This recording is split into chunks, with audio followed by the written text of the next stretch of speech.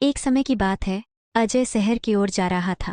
रात का समय था और अजय जल्दबाजी में स्टेशन की ओर भाग रहा था। चांदनी रात का सन्नाटा और स्टेशन पर पसरी हुई खामोशी ने माहौल को और भी डरावना बना दिया था। अजय ने आखिरी ट्रेन मिस कर दी थी, लेकिन एक अजनबी ने उसे एक रहस्यमयी ट्रेन के बारे में बताया था जो आधी रात को चलती थी, जिसे केवल कुछ ही लोग जानते थे। पर यकीन तो नहीं था, लेकिन उसके पास और कोई विकल्प भी नहीं था। उसे अगले शहर तक जल्दी पहुंचना था। जैसे ही वह प्लेटफार्म पर पहुंचा, उसने देखा कि धुंध और गहरी हो गई है। चारों ओर अजीब सी शांति फैली हुई थी। तभी दूर से एक सीटी की आवाज आई और धुंध के बीच से एक पुरानी भाप इंजन वाली ट्रेन प्लेटफार्म पर आती दिखी। ट्रेन बहुत पुरानी लग रही थी। उसके पेंट उखड़े हुए थे और खिड़कियों से भयानक रोशनी आ रही थी। सामने लगे बोर्ड पर लिखा था मिडनाइट एक्सप्रेस। अजय ने हिचकिचाते हुए ट्रेन में चढ़ने का फैसला किया। अंदर का माहौल भी अजीब था। ट्रेन की लाइट्स धुंधली थीं और सीटें फटी हुई थीं। उससे बहुत कम यात्री नजर आए, जो सब चुपचाप बैठे थे और उनके चेहरे टोपी या अखबारों के पीछे छुपे हुए थे। अजय ने एक खाली डिब्बा ढूंढा और बैठ गया। ट्रेन झटके से चल पड़ी और अजय को अजीब सा एहसास हुआ। पहियों की आवाज उसे सुन्न कर रही थी और उसे हल्की हल्की नींद आने लगी। उसने आंखें बंद की और उस बेचैनी को दूर करने की कोशिश की।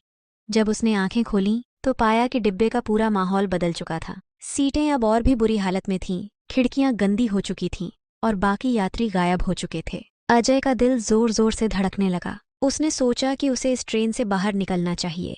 वह ट्रेन के दूसरे डिब्बों में गया और देखा कि हर डिब्बा पिछले से भी अधिक खतरनाक और डरावना होता जा रहा था। छतों पर मकड़ियों के जाले लटक रहे थे और दीवारों पर अजीबोगरीब निशान बने हुए थे। एक डिब्बे में उसे एक आकृति बैठी दिखी जो उसकी ओर पीठ किए हुए थी। हिम्मत जुटाकर अजय ने पूछा, माफ कीजिए, क्या आप बता सकते हैं कि ये ट्रेन कहाँ जा रही है? उस आकृति ने धीरे धीरे मुड़कर देखा। उसका चेहरा खोपड़ी जैसा था और आंखें खोखली थीं। तुम मिडनाइट एक्सप्रेस में हो, उसने फुसफुसाते हुए कहा। ये ट्रेन दुनियाओं के बीच यात्रा करती है। जो भी इसमें चढ़ता है वो फिर कभी वैसा नहीं रहता। अजय डर के मारे पीछे हट गया। उसने भागने की कोशिश की, लेकिन जितने भी दरवाजे खोले उसे सिर्फ और डिब्बे ही नजर आए, हर एक पिछले से भी ज्यादा खतरनाक। एक डिब्बे में उसे एक बूढ़ा आदमी मिला जो खुद से बातें कर रहा था। तुम नहीं बच सकते, उसने धीरे से कहा। ये ट्रेन तुम्हें जाने नहीं देगी। अजय को सिहरन सी महसूस हुई। उसे बाहर निकलने का कोई रास्ता चाहिए था। उसे इमरजेंसी ब्रेक याद आया और वह तेजी से ट्रेन के अगले हिस्से की ओर भागा। इंजन रूम में उसने एक लंबा दुबला पतला आदमी देखा जिसकी आंखें अंगारों जैसी जल रही थीं। तुम्हें यहाँ नहीं होना चाहिए, कंडक्टर ने कहा। उसकी आवाज अजीब तरह से गूंज रही थी। ये ट्रेन जीवित लोगों के लिए नहीं है। अजय ने उसकी बातों को नजरअंदाज कर इमरजेंसी ब्रेक को जोर से खींचा। ट्रेन झटके से रुकी और हिलने लगी, लेकिन उसने रुकने का नाम नहीं लिया। अचानक लाइट्स बंद हो गईं और चारों ओर अंधेरा छा गया। अंधेरे में अजय ने महसूस किया कि ठंडी हाथ उसे पकड़कर खींच रहे हैं। वह चीखना चाहता था, लेकिन उसकी आवाज बंद हो गई। अंधेरा उसे निगलने लगा और उसने खुद को एक अंतहीन गहराई में गिरते हुए महसूस किया।